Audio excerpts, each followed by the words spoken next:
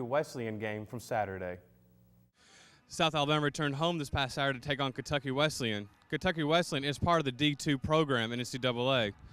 Just like South, Kentucky Weselyn has played Pikeville College. They beat them by single digits, while South beat them by 56 points. Let's see if South can dominate another opponent. Here are the highlights. And here comes your South Alabama Jaguars storming the field.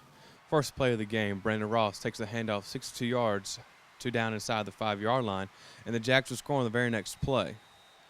On the Jags' first defensive series, Tyron Williams tips the ball into the air, and the Jags intercept it.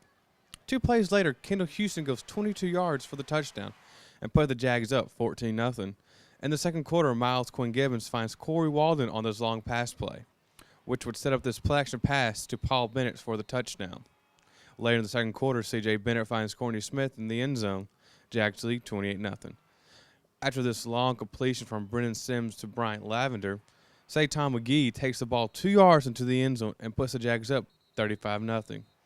The Jags will cruise on from there and take the 52-3 victory over Kentucky Weselyn, putting them 11-0 all-time in program's history. They play Missouri S&T next week at Lab People Stadium. You know, there's been fans grumbling about the competition that South has had this past year and the year before, about how it's too easy, the games get boring and everything. You're right, you're right. You know, as far as Joey Jones goes, he's coaching a good team. They've got a whole lot of potential.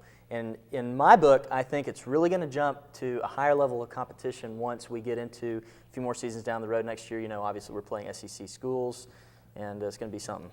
That's true. And on Monday at the press conference, Coach Jones addressed the issue about the scheduling. Have we outmanned some of the teams we played? Yes, we have. We've got better players, probably a lot of teams we've played. But we're also executing very well, and I think doing the little things right. And so I don't know how good we are. You know, we're going to find out here before long. As the season goes on, the opponents will become greater. Starting in 2012, when the Jags began playing, SEC schools will be on the schedule. They enhanced the competition even more this past Monday when they signed on to play Ole Miss in 2017.